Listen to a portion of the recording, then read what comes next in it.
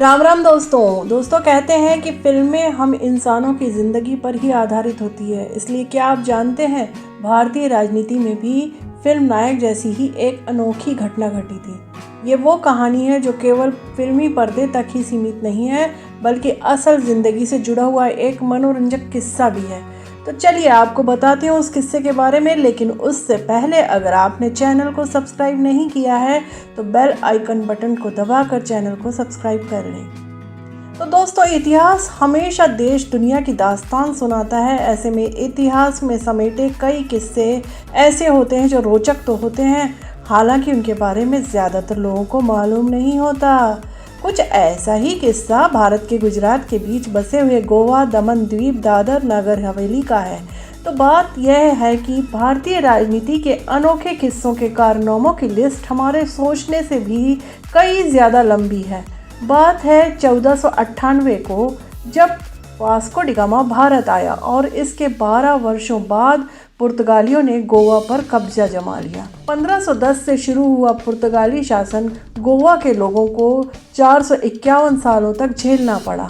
18वीं सदी की जिस समय मराठाओं की हार के चलते दादर और नगर हवेली पुर्तगाल के अधिकार में चला गया, उस दौरान 1738 में मराठा नौसेना ने पुर्तगाली फिगेंट सेंटाना को पूरी तरह से बर्बाद कर दिया था। इसी के मुआवजे के तौर पर मराठाओं को नगर हवेली पुर्तगालियों को सौंपना पड़ा था। इसी के 2 साल बाद ही पुर्तगालियों ने दादर पर अपना आधिपत्य जमा लिया था और इसे अपनी मिल्कियत बना दिया था, ताकि पुर्तगाली इस पर अपना शासन चला सके। ऐसे में गुलामी की जंजीरों में लपेटे भारत ने जिस समय मराठा सेना साल 1818 में एंग्लो मराठा युद्ध में अंग्रेज़ों से पराजित हुई, उसी समय दोनों ही प्रदेशों में पूरी तरह से पुर्तगालियों का शासन छा गया। जहां देश के अन्य हिस्सों में स्वतंत्रता की चिंगारी भड़की, वहीं इन सब के बावजूद भी दोनों प्रदेशों पर पुर्तगालियों का शासन जस का तस बना रहा। यहां तक कि साल 1947 में जिस समय भारत देश आज़ाद हुआ और अंग्रेज देश छोड़कर चले गए, उसके बाद भी उनका शासन गोवा, दादर और नगर हवेली पर जस का तस ही रहा। आज़ादी के पहले जहां फ्रांस पौंडीचेरी से अपना शासन छोड़ चुका था, तो भी पुर्तगाली भारत के इन तीनों क्षेत्रों पर राज कर रहे थे। इन क्षेत्रों की आज़ादी की खातिर जहां अंतर्राष्ट्रीय समिति भी पुर्तगालियों से इन क्षेत्रों को खाली नहीं करा सकी, तो गोवा में राष्ट्रवादियों ने पुर्तगाल से आज़ादी के खिलाफ आंदोलन शुरू कर दिया। अपनी आज़ादी की खातिर यहाँ के लोगों ने अन्य दलों से मिलकर काम शुरू कर दिया।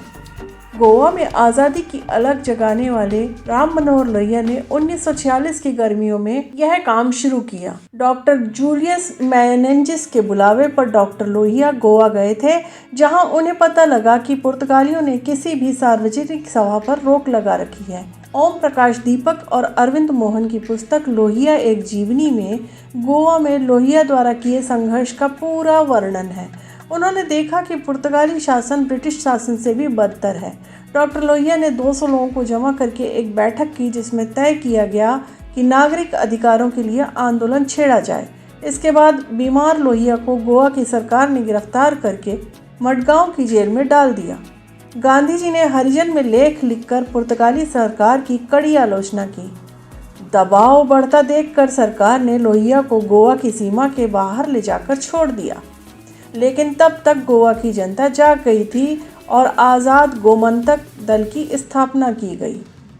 ऐसे में अपनी आज़ादी की खातिर लड़ते इन क्षेत्रों में पहली सफलता 21 जुलाई 1954 को मिली, जिस समय दादरा को पुर्तगालियों से पूरी तरह आज़ाद करा लिया गया था। इसी के 2 हफ्ते के भीतर नगर हवेली को भी पुर्तगालियों से आज़ाद करा दिया गया।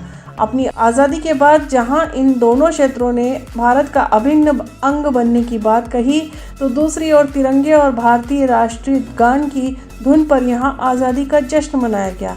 इस दौरान यहां एक वरिष्ठता पंचायत बनाई गई, जिसने 1 जून 1961 तक इन क्षेत्रों पर राज किया और फिर औपचारिक तरीके से भारतीय संघ से जुड़ने की इच्छा जताई।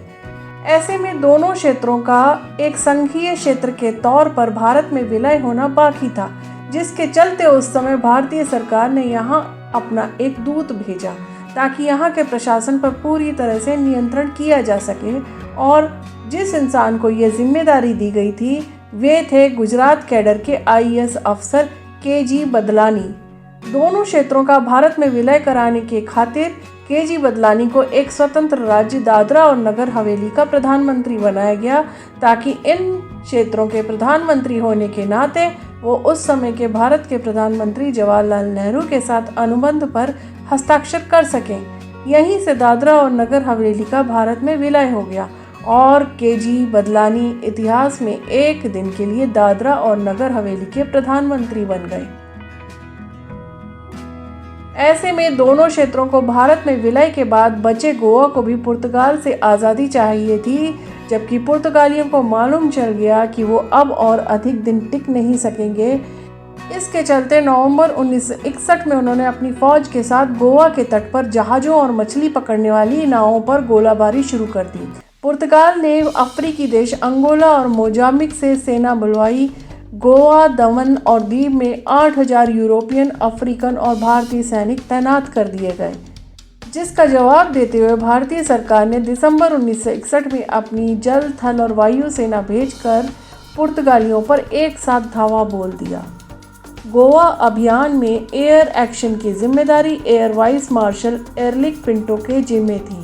भारतीय सेना ने 2 दिसंबर 1961 को गोवा मुक्ति अभियान शुरू कर दिया।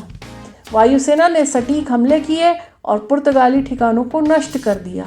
नतीजा ये रहा कि पुर्तगालियों के गवर्नर जनरल मैनुअल एंटोनियो वसलो ए सिल्वा ने महज 48 घंटे के अंदर ही 19 दिसंबर 1961 को आत्मसमर्पण कर दिया और गोवा भारत को सौंप दिया।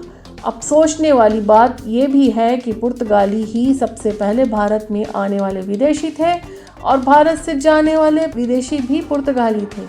इस तरह परतंत्रता के लंबे कालखंड के बाद गोवा और दमन द्वीप ने आज़ाद हवा में सांस ली और इस क्षेत्र में 451 साल पुराने औपनिवेशिक शासन का अंत हुआ। वीडियो अगर आपको पसंद आया तो कमेंट कीजिए, लाइक कीजिए और सब्सक्राइब कीजिए, ताकि इसी तरह के वीडियो मैं आगे भी ला सकूं। नमस्कार।